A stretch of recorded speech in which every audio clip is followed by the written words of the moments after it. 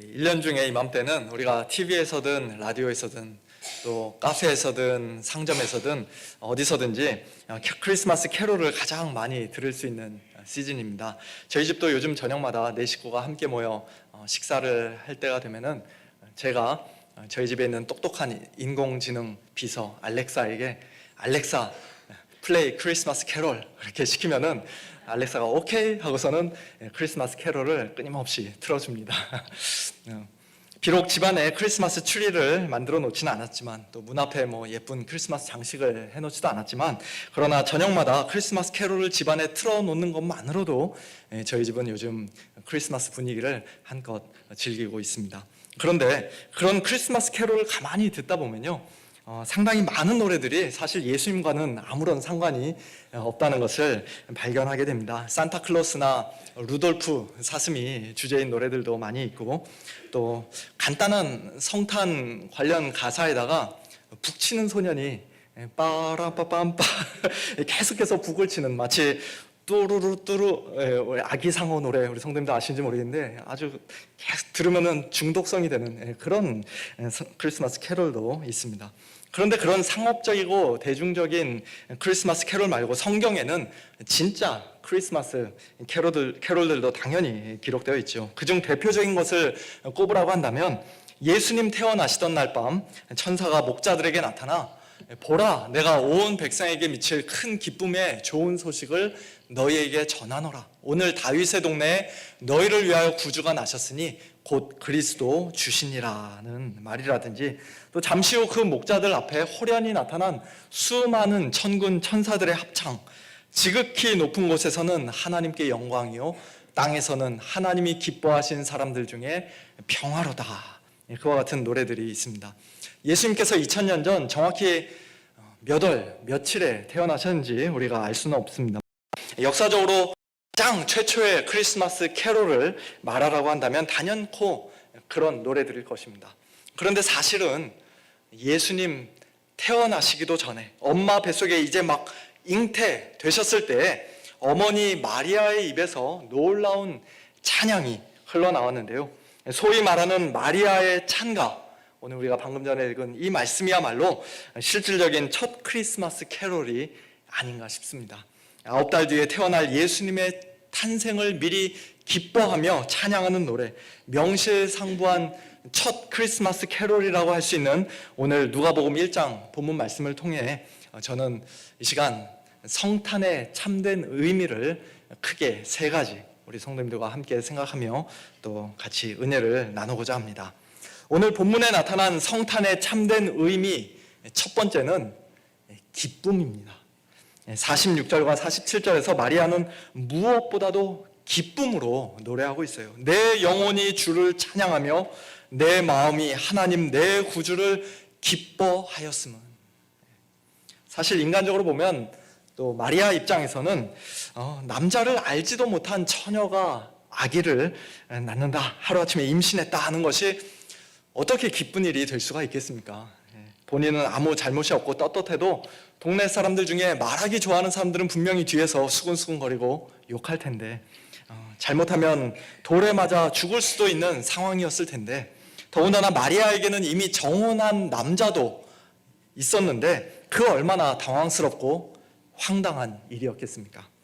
하지만 그런 모든 인간적인 생각과 염려를 뛰어넘어 마리아는 무엇보다도 자신을 통해 예수님이 구원자가 태어나시게 되었다는 사실에 크게 기뻐하면서, 더 나아가 하나님께서 이스라엘의 구원자를 이 땅에 보내주신다는 그 사실에 기뻐하면서 하나님을 찬송합니다.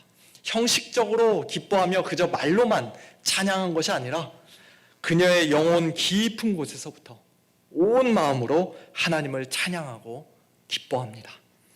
그 당시 마리아의 나이가 아마도 10대 청소년기였을 것이다. 어떤 학자는 심지어 아마 12살, 13살 정도부터 그 당시에는 정혼을 했었다라고 그렇게 말하기도 하는데요, 어린 나이에도 불구하고 마리아는 인간적으로 도저히 기뻐할 수 없는 그런 상황 속에서도 예수님의 탄생을 미리 내다보며 하나님 앞에서 진심으로 기뻐했던 매우 성숙한 성도였던 것이에요. 그런데 오늘 본문을 보니까 마리아보다 훨씬 더 어린 나이에 예수님의 탄생을 기뻐한 사람이 있었습니다. 누구입니까? 세례 요한이죠. 예수님보다 6개월 먼저, 6달 먼저 엄마 뱃속에, 나이 많은 엘리사벳의 뱃속에 기적적으로 잉태되었던 세례 요한은 엘리사벳을 문안한 마리아의 목소리만 듣고도 자기 엄마 뱃속에서 뛰놀았습니다. 평범하고 일반적인 아기의 태동이 아니라 예수님을 증거하는 선지자로서의 그 막중한 사명을 세례 요한은 엄마 뱃속에서부터 기쁨으로, 성령의 충만함으로 감당했던 것입니다. 그리고 그로부터 30년 뒤 세례 요한은 예수님을 만나 세례를 베푼 후에 자기 제자들에게 이렇게 말합니다. 신부를 취하는 자는 신랑이나 서서 신랑의 음성을 듣는 친구가 크게 기뻐하나니 나는 이러한 기쁨으로 충만하였노라. 예수님은 결혼식의 주인공인 신랑이고 자기는 그 신랑의 친구에 불과하지만, 그러나 그렇다고 해서 기분이 나쁘거나 자존심 상하는 것이 아니라 오히려 자기에게는 신랑 옆에 서서 그 신랑의 음성을 듣는 기쁨이 충만하다는 것입니다. 세례 요한은 이처럼 엄마 뱃속에서 뿐만 아니라 어른이 되어서도 예수님으로 인한 기쁨이 충만했던 사람이었던 것입니다. 사랑하는 성도 여러분, 오늘 저와 여러분에게도 과연 이와 같은 기쁨이 있습니까? 우리 역시도 마리아처럼, 엄마 뱃속의 세례 요한처럼, 또 장성한 세례 요한처럼 예수님으로 인해, 예수님 때문에 정말로 기뻐하고 있습니까? 마땅히 그래야 할 줄로 믿습니다. 우리 자신의 모습을 돌아보면, 주위 사람들을 바라보면, 또 우리가 현재 처해 있는 어려운 상황과 힘든 환경들을 바라보면 솔직히 별로 그렇게 기뻐할 일이 없을지라도 참된 믿음의 성도들은, 성령 충만한 성도들은 예수님 때문에 기뻐해야 하며 또한 기뻐할 수 있습니다. 아까 처음에 잠시 살펴봤던 말씀, 천사가 목자들에게 전했던 말에서도 예수님의 탄생을 큰 기쁨의 좋은 소식이라고 말씀하고 있어요. 보통 기쁨이 아니라 큰 기쁨이라고 말합니다. 그저 기쁘기만 한 소식이 아니라 좋기까지 한 소식이라고 말합니다. 뭐가 그렇게 기쁘고 좋길래 큰 기쁨의 좋은 소식입니까? 오늘 다윗의 동네에 너희를 위하여 구주가 나셨으니 곧 그리스도 주시니라. 우리를 위하여 구주가 태어나셨다. 그분은 곧 그리스도요 주님이시다 라는 소식이 바로 큰 기쁨의 좋은 소식이라고 말씀합니다.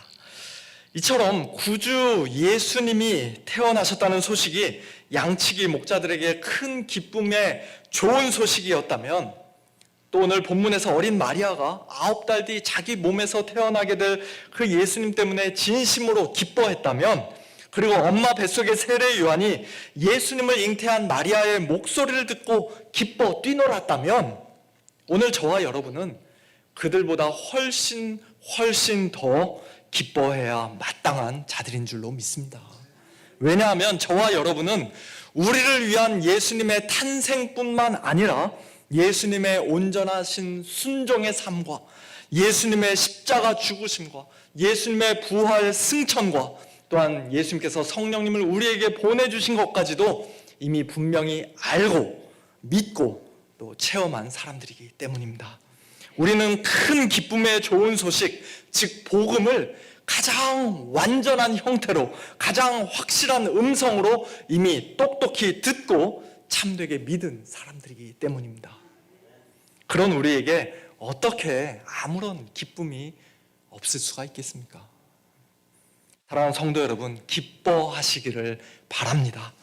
집에 큰 어려움이 없고 모든 일이 다 술술 잘 풀리고 몸이 건강할 때만 기뻐하실 것이 아니라, 그런 것들 때문에만 기뻐하실 것이 아니라 무엇보다도 예수님 때문에, 즉 주 안에서 항상 기뻐하시길 바랍니다.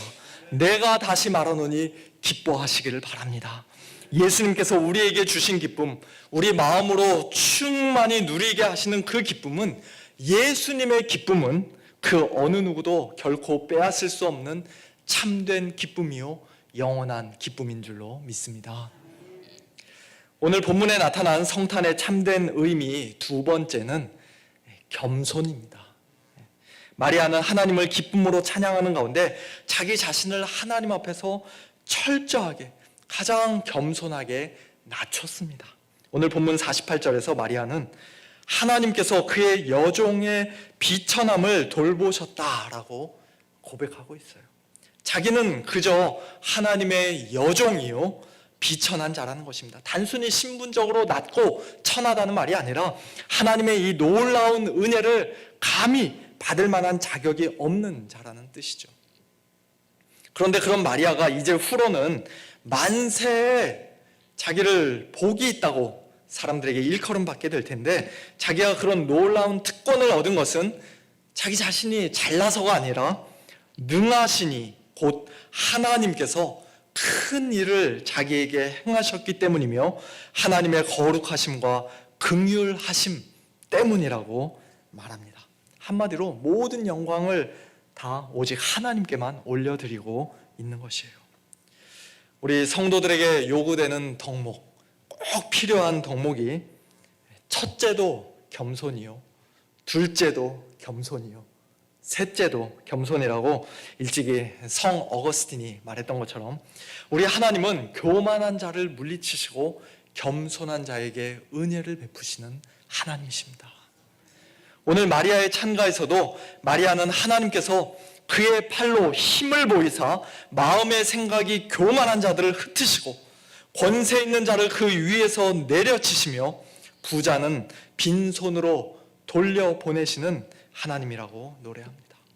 오히려 하나님을 두려워하고 경외하는 자에게, 즉 겸손한 자에게 긍휼을 베푸시는 분이며 비천한 자를 높이시고 줄이는 자를 좋은 것으로 배불리시는 하나님이라고 노래합니다.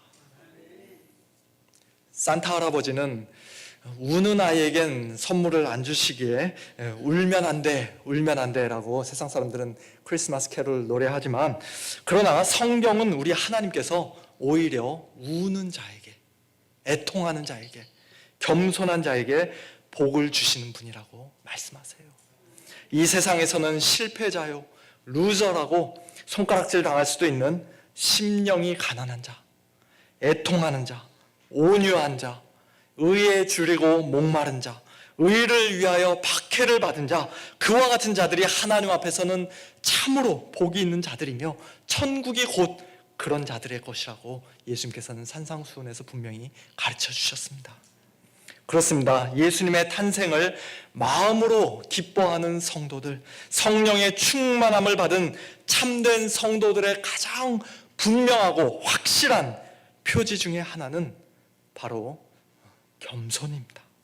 오늘 본문에서 겸손한 사람은 사실 마리아 혼자만이 아니었는데요, 그 나이로는 마리아의 거의 할머니 뻘이었을 것으로 추정이 되는 엘리사벳도 얼마나 겸손했는지 한번 보시기 바랍니다. 마리아의 방문을 받은 엘리사벳은 성령의 충만함을 받아 마리아에게 큰 소리로 이렇게 말합니다. 여자 중에 내가 복이 있으며 내 태중의 아이도 복이 있도다. 내 주의 어머니가 내게 나오니 이 어찌된 일인가. 자기가 아닌 마리아가 예수님을 임신하는 그런 영광을 얻었다고 해서 엘리사벳은 마리아를 시기하거나 질투하지 않았습니다. 오히려 그런 마리아를 가리켜 복이 있도다 라고 말하며 내 주의 어머니라고 부릅니다. 아직 태어나지도 않은 아기가, 마리아 뱃속에 있는 그 아기가 자신의 주님이라는 놀라운 고백을, 가장 겸손한 고백을 지금 하고 있는 것이에요. 그와 같은 고백은 성령을 받지 못한 이 세상 사람들은 도저히 할 수 없는 고백이죠. 왜냐하면 고린도전서 12장 3절 말씀처럼 성령으로 아니하고는 누구든지 예수를 주시라, 주님이시라 말할 수가 없기 때문입니다. 사랑하는 성도 여러분, 일찍이 젊은 처녀 마리아 뱃속에 있던 아기에게도 연세 지긋하신 엘리사벳이 나의 주님이라고 겸손히 고백했다면, 또 마리아가 하나님 앞에서 자기를 철저히 낮추며 오직 하나님께만 모든 영광을 올려드렸다면, 또 별을 보고 예수님을 찾아온 동방박사들이 땅에 왕에게 드리는 귀한 선물들을 아기 예수님께 드리며 그 앞에 엎드려 경배했다면, 오늘 저와 여러분은 우리를 위해 이 땅에 오셨을 뿐만 아니라 우리를 위해 죽으시고 부활하신 예수님 앞에, 만왕의 왕이요 만주의 주로서 지금 이 순간에도 온 우주 만물을 다스리고 계시는 예수님 앞에 얼마나 더 겸손히 엎드려야 마땅하겠습니까? 얼마나 더 하나님께만 영광을 올려드려야 마땅하겠습니까? 하나님 앞에서든 사람들 앞에서든 자기 자신을 높이며 교만한 마음을 품는 자는 성탄의 참된 의미를 전혀 알지 못하는 사람입니다. 다른 사람들은 다 틀렸고 오직 나만 옳다고 주장하며 주위 사람들을 쉽게 비난하고 비방하고 정죄하는 자 역시도 성탄의 참된 의미를 아직까지 알지 못하는 사람입니다. 우리는 우리 스스로를 높이고자 하는 그와 같은 유혹을, 마귀의 유혹을 단호하게 물리치고 대적해야 합니다. 야고보서 4장 말씀과 같이 우리 하나님은 교만한 자를 물리치시고 겸손한 자에게 은혜를 주시는 하나님이시기 때문에 우리는 마귀를 대적하면서 교만한 생각들을 물리치면서 하나님께 겸손히 복종해야 합니다. 우리가 어디까지 낮아지고 얼마만큼 겸손해져야 할까요? 우리의 주님이신 예수님께서 그 참된 겸손의 완전한 본을, 가장 완벽한 본을 우리에게 이미 보여주셨습니다. 근본 하나님의 본체이신 분이 하나님과 동등됨을 취할 것으로 여기지 아니하시고 오히려 자기를 비워 종의 형체를 가지사 사람들과 같이 되셨고 사람의 모양으로 나타나사 자기를 낮추시고 죽기까지 복종하셨습니다. 십자가에 죽으시기까지 철저히 낮아지셨고 하나님께 온전히 순종하셨습니다. 그리고 그 겸손과 순종으로 예수님께서는 우리를 구원해 주셨습니다. 또한 예수님께서는 우리의 주와 선생이심에도 불구하고 제자들의 발을, 저와 여러분의 더러운 발을 씻어주심으로써 이제 우리 역시도 서로 발을 씻어주는 그런 겸손의 사람들, 섬김의 사람들로 이 땅에서 살아야 한다고 말씀하셨습니다. 사랑하는 성도 여러분, 이 성탄의 계절에 우리 모두가 다 가장 겸손하신 예수님을 다시 한번 깊이 묵상하기를 소원합니다. 그 완전한 겸손과 순종으로 우리를 구원해 주신 예수님의 그 크신 은혜에 진심으로 감사하며 기뻐하는 자들이 되기를 소원합니다. 그래서 이제는 예수님께서 말씀하신 것과 같이 다른 사람들의 냄새나는 발을, 더러운 발을 기꺼이 씻어주는 그러한 겸손한 성도들로 하루하루 살 수 있기를 예수님의 이름으로 축원합니다. 오늘 본문을 통해 우리 성도님들과 함께 생각해 보기 원하는 성탄의 참된 의미, 마지막 세 번째는 믿음입니다.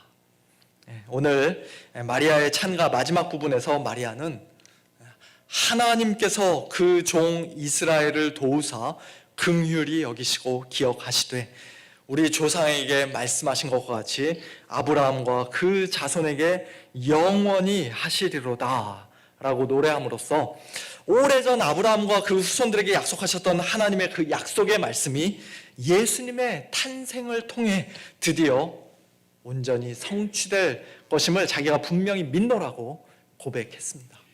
한마디로 마리아는 하나님의 말씀을 참되게 믿는 사람이었던 것이에요. 오늘 우리가 함께 읽지는 않았습니다만 누가복음 1장 26절 이하에서 가브리엘 천사가 마리아에게 네가 잉태하여 아들을 낳을 것이다 라는 수태고지를 했을 때에도 나는 남자를 알지 못하니 어찌 이 일이 있으리까 라고 마리아가 처음에는 지극히 상식적인 질문을 던졌지만, 그러나 성령이 내게 임하시고 지극히 높으신 이의 능력이 너를 덮으실 것이다. 보라, 내 친족 엘리사벳도 늙어서 아들을 배웠다. 본래 임신하지 못한다고 알려진 이가 이미 6달이 되었다. 대저 하나님의 모든 말씀은 능하지 못하심이 없느니라. 그와 같은 말을 가브리엘 천사에게 들은 후에는 마리아가 그 말씀에 즉시 믿음으로 반응합니다. 주의 여종이오니 말씀대로 내게 이루어지이다. 그리고는 곧바로 일어나서 엘리사벳 집으로 찾아갔던 것이에요. 그렇습니다. 비록 나의 작은 머리로는 도무지 이해할 수 없다 할지라도, 사람들의 일반적인 상식과 혹 일치하지 않는다 할지라도, 또 과학적으로는 증명이 불가능하다 할지라도 하나님께서 말씀하셨으니 그 말씀이 참되고 진실하며 그 말씀대로 반드시 이루어질 것이라고 믿는 것이 곧 참된 믿음입니다.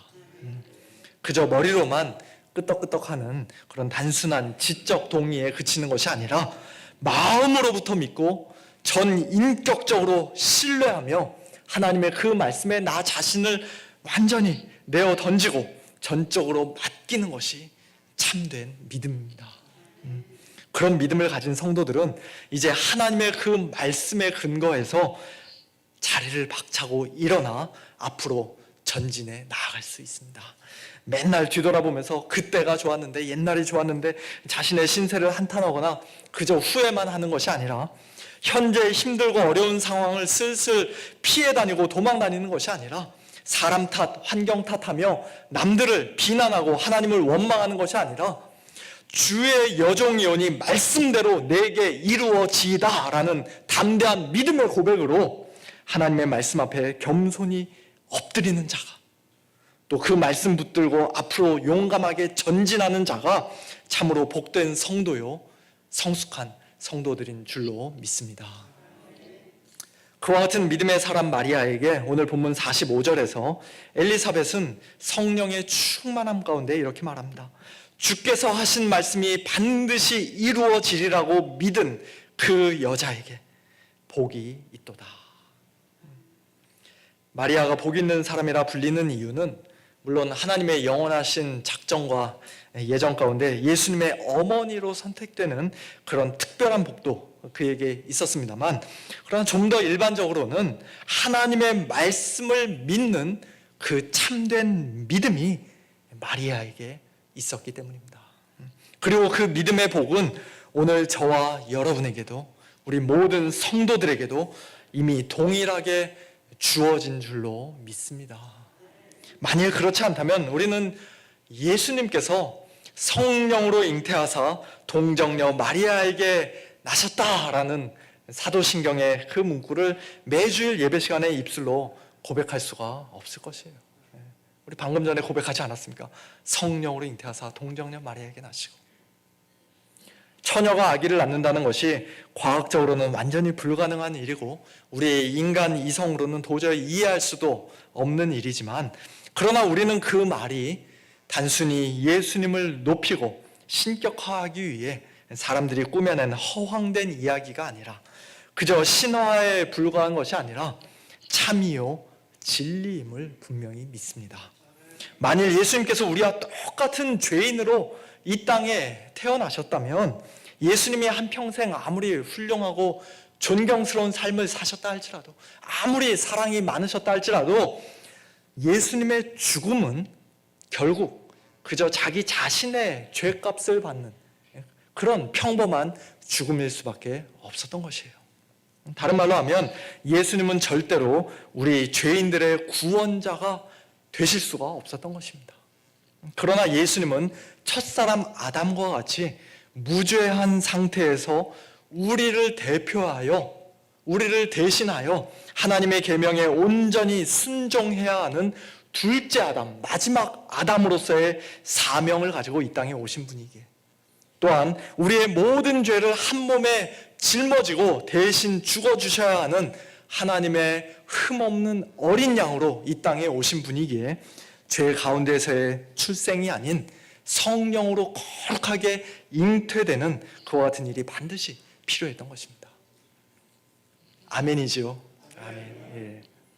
이와 같은 우리의 믿음은 비단 예수님의 탄생과 관련해서만 적용되는 것이 아닙니다. 예수님의 공생애, 즉 예수님의 모든 말씀, 그리고 예수님께서 행하신 모든 기적들도 그리고 무엇보다도 예수님의 죽으심과 부활과 승천과 지금 하나님 보좌 우편에 앉아 계시는 것과 또 마지막 날 산자와 죽은 자를 심판하기 위해 이 땅에 다시 오실 재림에 이르기까지 성경에 기록된 하나님의 모든 말씀은 우리에게 믿음을 요구합니다. 심지어는 성경의 제일 첫 문장인 창세기 1장 1절부터가 우리에게 믿음을 요구하지 않습니까? 태초에 하나님이 천지를 창조하시니라. 천지를 창조하셨다. 성경은 하나님이 존재하신다는 사실을 우리에게 굳이 증명하려고 애쓰지 않습니다. 하나님께서 천지를 어떻게 창조하셨는지 과학적으로 좀 더 이해하기 쉽도록 그렇게 설명해 주려고 애쓰지도 않습니다. 그저 당연한 것으로 선포하며 믿으라고 우리에게 요구하세요. 믿으라. 그리고 그 믿음의 복을 받은 우리 성도들은 창세기 1장을 읽으면서 성경 66권 전체를 읽으면서 하나님이 계시다는 사실과 이 모든 세계가 하나님의 말씀으로 지어졌다는 사실을 알게 됩니다. 내 눈으로 똑똑히 봤기 때문에 알게 되는 것이 아니라, 과학적으로 확실히 증명되었기 때문에 비로소 아는 것이 아니라, 또는 어리석게 맹신하거나 아무런 근거도 없이 그저 고집만 부리는 것이 아니라 믿음으로 우리는 분명히 압니다. 히브리서 11장 3절 말씀이죠. 믿음으로 모든 세계가 하나님의 말씀으로 지어진 줄을 우리가 안다. 모든 세계가 하나님의 말씀으로 지어진 줄을 우리가 어떻게 합니까? 믿음으로 하나님의 말씀을 믿음으로 알 수 있습니다. 히브리서 11장 6절에서도 믿음이 없이는 하나님을 기쁘시게 못하나니 하나님께 나아가는 자는 반드시 그가 계신 것과 또한 그가 자기를 찾는 자들에게 상 주시는 이심을 믿어야 할지니라고 말씀합니다. 사랑하는 성도 여러분, 하나님을 믿고 하나님의 말씀을 믿는 이 믿음의 복이 이 성탄의 계절 저와 여러분 모두에게 더욱 풍성이 넘치기를 소원합니다. 부활하신 예수님께서 도마에게 나타나 말씀하셨던 것처럼 보지 못하고 믿는 그런 복된 자들이 되기를 소원합니다. 예수님을 한 번도 만나본 적이 없는 초대교회 성도들에게, 이방인 성도들에게 베드로가 말씀하셨던 것처럼 저와 여러분도 예수님을 보지 못하였으나 예수님을 사랑하며 또 이제도 지금도 보지 못하나 그 예수님을 믿고 말할 수 없는 영광스러운 즐거움으로 기뻐하는 그런 복된 성도들이 되기를 소원합니다. 예수님 믿고 이 땅에서 잘 먹고 잘 살게 돼서 기뻐하는 것이 아니라 무엇보다도 믿음의 결국 곧 영혼의 구원을 받았기 때문에, 예수님의 그 이름의 뜻처럼 저와 여러분이 죄에서 건짐을 받고 구원받았음을 분명히 믿기 때문에 예수님을 뜨겁게 사랑하고 말할 수 없는 영광스러운 즐거움으로 기뻐하는 그런 복된 성도들이 되기를 소원합니다. 마리아의 찬가, 첫 크리스마스 캐롤에 나타난 이 성탄의 참된 의미 세 가지, 기쁨, 겸손, 그리고 믿음, 이 귀한 은혜가 오늘 성탄 주일 예배를 드리는 저와 여러분 우리 모두의 심령 속에 풍성이 넘치기를 예수님의 이름으로 축원합니다. 함께 기도하겠습니다. 하나님 아버지, 감사합니다. 마리아의 찬가를 통해 또한 마리아와 엘리사벳과 세례 요한과 같은 우리 믿음의 귀한 선배들을 통해, 그리고 누구보다도 예수님을 통해 오늘 이 아침 성탄의 참된 의미를 우리 성도님들과 함께 묵상하며 하나님 주시는 은혜를 받게 하시니 감사합니다. 성탄의 계절에 예수님을 알지 못하는 이 세상 사람들처럼 그저 분위기에 휩싸여 흥겨워하고 즐거워하는 것이 아니라, 또는 소망 없는 자들과 같이 슬퍼하거나 낙심하는 것이 아니라 오직 예수님 때문에 주 안에서 항상 기뻐하고 하나님 앞에서 늘 겸손하며 또한 하나님의 말씀을 온전히 믿는 참된 믿음으로 하나님께 영광 올려드리는 저희 모두 될 수 있도록 하나님 아버지 은혜를 베풀어 주시옵소서. 감사드리며 성탄절의 주인공이 되시는 우리 주 예수 그리스도의 이름으로 간절히 기도하옵나이다. 아멘.